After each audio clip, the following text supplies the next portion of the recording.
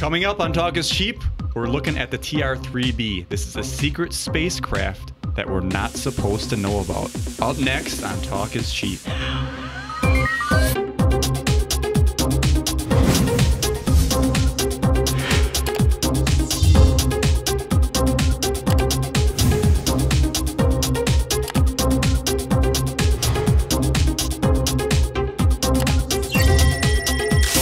Welcome to Talk is Cheap, where cheap is talk, and talk is cheap. I'm Dan Hohlfeld, and to my left here is good old Pete Halbleib. Yes, welcome everybody to another great episode of Talk is Cheap.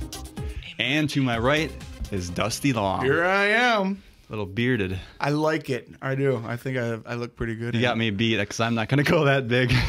Oh, go big or go home. Oh, I guess that's what they say. That's right, yeah. Yeah. I don't need to compensate for my manhood with facial hair. So. Yeah, I don't have to compensate anyway. I just want to look good. Down below, you might. The funny thing is, my dick has the same look. Oh, shit. Sideburns. Ladies and gentlemen, we are in the gutter already. All right. That's how we start. That's how we start the show, I guess. Yes. So to begin. It can only get better from here. Yes, yes. That way, positive thinking. Today, I'm going to cover the TR-3B Aurora. Now, this is a secret project created by the government. Okay. And this was submitted by Bruce Kneebone. And to give a little background on this, I'm going to talk about Ed Fouche. He came out about this and basically blew it wide open. He was in this project a little bit. He was an avionics engineer. He worked for the U.S. Air Force from the late 60s to the mid-90s. And he worked on a bunch of these aircraft himself.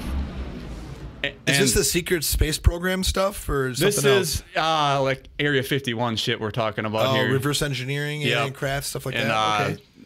Yeah, I'm going to get into that here. His specialty was working on the electronics equipment. So places such as Buckley Field Air Force Base, Colorado, Edwards Air Force Base, California, and Wright-Patterson Air Force Base, Ohio. So and I also said Area 51, Nevada. Now, this is what I really want to talk about. So in Area 51, they have the secrecy shit. Yeah. So to talk about that, when he went to the base, they put him on this bus, and it had black windows. So you couldn't even see where he was going. He kind of figured out that he was in the desert after he's seen dust rolling in. Oh, yeah. Could you talk on this bus? No talking, armed guards. So they're fucking watching it. Yes. Mm-hmm. They don't want you discussing anything with anybody. Yep. And when he got to the base, he had to wear glasses, and you only could see 30 feet in front, and there was no peripheral vision. And he said at one time, like these vision limiting glasses, right? Mm-hmm. Tunnel vision glasses. He said, I should have had these prepped, I forgot. So he said, okay, obviously he's wearing glasses, you only see 30 feet in front of you, and then you can't see around the sides. Yeah. When he was testing one of these aircraft out, he was doing kind of one of these things where it's like looking around off to the side, and he got a good glimpse of the base. Oh, nice. So then he knew he was at Area 51. Had he been to Area 51 before? He had actually worked there quite a bit. That was when he started. So and then when he was there, he has kept there for like, I don't know, it was a few months period that he was working on electronics there. So yeah. Okay. Yeah. So he kind of had the routine down and all that. So here's an interesting thing. In 1979, he worked on satellite communications, and he found a 1 gigahertz processor in the computer. Now to put that in perspective, we got 1 gigahertz processors in 1999. Public did. Yes. So that's 20 years earlier. They're 20 to 25 years gig. ahead. Because even if you talk about developing that, they're going to be... that falls right in line with military technology, though, doesn't it? You know, they have it 20, 30 years before it actually gets out to the public. Well, even farther, but yeah. You know. So when he was working on the satellite communications, he noticed they were talking to people in space. So this is 1979. He's wondering who the hell they're talking to, because the first space shuttle flight wasn't until 1981. Yeah, we had sent a few folks to the moon, right? Allegedly in the 60s. God. So mind-blowing already. Like, what the fuck? Mm-hmm. Yeah. So some of the projects, the secret projects, you know, the SR ones. So many of these were developed by Lockheed Martin, and Fouche had many friends that flew these craft and developed them. So SR-71, that's the big one that everybody knows about. Yeah. Blackbird. Yeah, that didn't exist for a decade or more until one crashed. Yep. And then, oh yeah, it does exist, by the way. And that's how they got caught when it crashed? When it crashed, yeah. Holy They shit. denied its existence, and one crashed in Russia. That's interesting. I didn't know that. Oh, it was amazing amount of engineering, too. Yeah. Well, look at it. It's still the fastest plane. It looks so futuristic. Mm-hmm. They have to fuel it in the air. It's the fastest plane that you know of. Yeah, right. We'll get into that. So officially, it was from 1966 to 1999. But it actually started in 1962, so there's a gap there already. Designed in the late 50s and does Mach 3 speeds, so three times the speed of sound. Yeah, the glass actually for the cockpit is made out of some kind of crystalline or something, or crystal or something. Yeah, I know research on I this. know That's that they have to when they fuel it on the ground, it leaks fuel, so they have to get it in the air, and they fuel it in the air because after it heats up, the metal expands and seals it back up. Amazing, yeah, it leaks fuel on the ground, so they put enough to get it up in the air, and then they fuel it in the air when the metal expands and it plugs everything back up. Yeah. That's interesting. It is amazing amount. Yeah, oh yeah. Oh my gosh. Is that just to keep it lighter or something? No, I think it's just because they realize why bother filling it up if it's just going to leak everywhere, right? Yeah, Because but I mean for keeping it light or if it's leaking. At the speed that it travels, the friction heats up everything. And metal expands when it gets warmer. So if they made it tight on the ground when it went and expanded, it would pop rivets and all that stuff. Wow. Yeah. It's an engineering feat. You're really pulling that stuff to figure that. It's amazing. Yeah. So the one we don't know about now, let's get into that. The SR-75. Oh. First test flight, 1978. Excuse me, 1987. So this is one that we don't know about yet. But the first operational flight was in 1989 for a secret mission or whatever they were using it for. Reconnaissance. It looks like spy plane. It's another spy plane. Mach 5 speeds, 5 times the speed of sound. Jesus. And this is 1987 technology. Look at these like fin things on the front. It's pretty. That's 30 years ago already. And it's got those tipped up wings on the bottom. Oh yeah. It's different. If you've seen that coming at you, you're gonna be like, what the fuck is that? Well, I don't think you would. It'd be like by you in a second. It'd be gone. Well, right? they also fly, extremely high. The reconnaissance planes. Yeah. They fly lower ionosphere. Yep. They're almost in outer space. Yep. So I also want to talk about the SR-74. This is interesting. This one cannot take off on its own from the ground. Needs help. It has to be actually piggybacked, and that's what this one was here. Oh, yeah. It has to be piggybacked in the SR-75, and then once it gets above 100,000 feet altitude... Then it can take off. Yeah, and then this thing can go 151 miles in space. And put that to perspective, the space shuttle is 130 miles. So it's capable of orbit, space orbit. We're in space orbit. And that's 1987's technology. So, I mean, when you start thinking about that. And what they're at right now. Well, you mean SpaceX just came out and said they can send people around the moon for vacations. They're going to start doing that in the next few years. That's civilian side. So we're not talking about military. So the military had that 30 to 40 years ago. That's about what we do. And that would and maybe perfectly. Since you just said that, maybe they would never told us about the 75 or that's SR-71 if it had crashed. Yeah. So Jesus. All right. So now we're gonna get into the good stuff. The TR-3B. Fouche disclosed this info in '98, and then it was given to him by close friends who worked on the project. And he also said that he's seen it in the hangar, but for reasons when he's presenting, he's saying he can't say that he's seen it. If he says he heard it from somebody else, then he can legally do it without the government taking action against him. Yeah. That's weird how that works, but it's that non-disclosure agreement. Yep, the NDA. Because it's all hearsay when he says somebody told me this. You can't prove it. The guy standing next to me as we were talking, looking at this thing, said this. You know.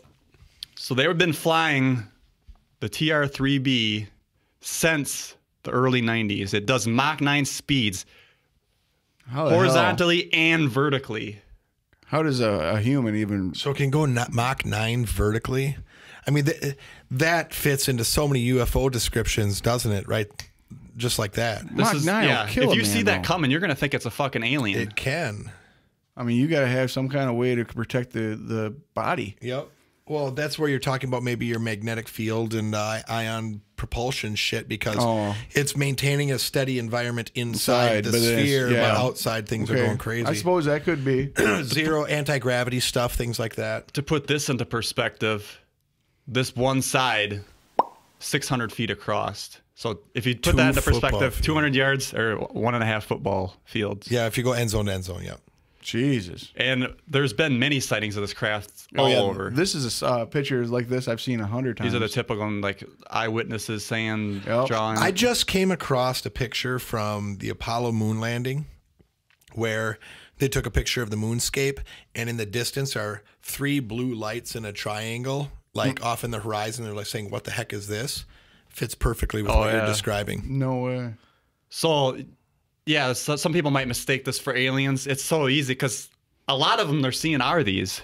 Yeah. Oh, yeah, I can see that. It's simply put a UFO, right? Unidentified flying object. Yeah. Whether or not, and that's where the argument comes in, is it military or is it truly out of this world? Absolutely. So what can it do? He says it can change reflectiveness, color, and it can even trick the radar to thinking it's another craft in a different location, multiple craft, or none at all. Think about the military advantage. That's really interesting because I was just watching some military stuff, and they have a tank that they can cloak the heat signature. That's usually what you have to worry about most, is the heat signature with anything, right? The exhaust.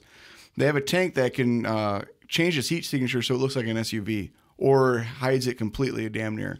So you would look at, you take your IR and you'd be looking through there looking for tanks, and they've corralled the heat into the shape of an SUV. Shape of an SUV. You just mentioned, Dano, too, being in multiple places, right? Making it look like multiple things. Well, if you recall, one of the recent episodes we did was about that Zimbabwe UFO, and the children reported how it looked like it was multiple things teleporting as it came down to land. Oh, yeah. Same sort of technology, right? Potentially. Yeah. So anyway. He says this is not anti-gravity. Okay. So I actually got a document here we can break down a little bit and look at. This was from him. He released this. So the middle, this is what runs it. It's a mercury plasma magnetic field disruptor. This rotates at 60,000 RPM at 250,000 atmosphere. And it's also super cool. But look at, we got gravity reduced by 89%. So how is that not anti-gravity? He says it's not. So I don't know what classifies anti-gravity. Right, yeah, maybe anti-gravity is 95% or greater, and that technology does that. But boy. So it sucks air in these two and then exhausts out the back. So imagine if you have a 1,000-pound craft, you're only actually propelling 100 pounds. Yeah, like he also said, it doesn't take much to propel it. Once you get it up, it glides. Yeah, because there's no weight to it. Yeah. And they got the oxygen variable vector rocket engine. So those are those 3 things that light up. So let's go into the video clip of Ed Fouche talking about this craft a little bit. Oh, yeah, I'm interested. Is there any video of it? I'll find some for you. Sweet. But Edgar Fouche's credentials as an Air Force avionics specialist do qualify him with the exact sort of background to have been assigned to Area 51. I was there to repair and do a couple of modifications. And I went up every day at 4:30 in the morning before sunlight, came back every night after dark, and did this for 10 days straight. There are rumors that the Aurora project is responsible for many UFO sightings in the vicinity of Area 51. Footage there, right? Yeah. I would imagine so. Ball-shaped craft and strange hovering lights. There are those who believe that Aurora has produced a revolutionary breakthrough in advanced technology. Edgar Fouche thinks he knows what it is. To me, the most fascinating vehicle from the Aurora program has been the TR-3B. It's a triangular-shaped vehicle that uses a circular accelerator, as you imagine a circle within a triangle, that rotates a mercury-based plasma at 60,000 revolutions per minute, pressurized at 250,000 atmospheres, and supercooled to 150 degrees Kelvin. I absolutely believe that all the triangular-shaped vehicles that have been spotted belong to the U.S. government. The only thing that could outmaneuver a TR-3B would be the things we copied it from, which would be alien vehicles. There is no evidence that his TR-3B... Oh, there's evidence, buddies. We're getting to that. Dude, I am super interested right now. Yeah, think about that. So the other thing I want to talk about here, he talks about how the UFOs, you know, they're circular. Mm-hmm. So they might use that same technology, but he says we have such a problem, they can't keep it circular. They had to put a triangle around it to make it fly right. Oh, okay. Because we lack certain understandings of aerodynamics or how the whole thing works together. Yeah, it's just like it's so advanced. It'd be us like sending a computer back to, you know, the cavemen and try and let them back engineer it. They're going to be like a little puzzled on how. Right on how some of the stuff works. So we got a few videos here. This one's kind of. It's a parachute. Well, we might want to think again. I was going to say I want to see it spin off and take off. Wow, that's really reflective. Some of these I will say are fake, but I don't know about that. Mach 9. Oh, that has CGI. No, I was showing this one to you last week, Pete. I think this one's credible. This one would look... Nowadays with CGI gets so paranoid. Well, yeah, you could have the best thing ever. And that's why video these days is so tough to. That one has more detail to it, though. I suppose if you were going to CGI. Do we know the provenance of this video? What's the story behind it? Oh, who took it? This was in Paris, but I didn't look up the background on it. See, that's what gets me is like now CGI because it's above a damn residential area, and this is the only video? Why wouldn't you freak them out? It's like if you have secret spacecraft, who gives a shit? They're just gonna say that you saw nothing. They did it over Arizona. And that does look a lot like the spy plane. Well, there's that circular ring too now, isn't there? And then he's going to do a vertical ascent? No? Nope, he just went Doctor Who. Oh, boy.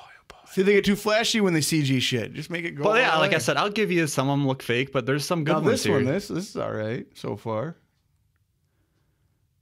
I mean, we're talking about secret spacecraft that they don't want to acknowledge. Yeah.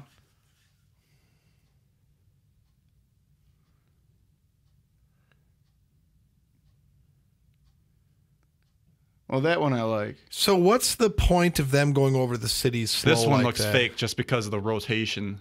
They don't fly that way. Yeah, that to me looks CGI. Wisconsin. We're just drunk and bored. It Here's wasn't what we me, did. I swear. Dan was like, that looks like your backyard, Dan. Dan, what the hell? Now this is a good one, but there's more. Now that it has more credibility because if it's a military craft, I could see it being over in Iraq. Yeah, and that could be some form of That V-wing could also drone be- or something, right? That could be another plane. That could be the stealth bomber. Yeah, very well could be because, like I said, the Is it lights are lit not up right on that though? one. The stealth bomber, when it opens its bomb doors, actually is white inside and lit. It's a burger. Oh. They're making love. I understand that you want to get a close-in view of it, but too close sometimes doesn't work very well. Though this does have the 3 dots and the one in the center. Yeah. Again, that's been a theme on all these, hasn't it? But if it's too far back, it'd just be all. Yeah, I mean, you kind of bone This one's either way. Now, interesting. this one's good, yeah. yeah. Why would you have 2 planes, though? If you're testing it. Yeah, test flight. That's pretty tight formation there, too, isn't That it? was really tight formation. This now, like we're talking war stuff now, which is very interesting. If we have this shit, why haven't we taken ISIS out yet by now? We don't they want to take wanna ISIS use them. out, yeah. Yeah, right?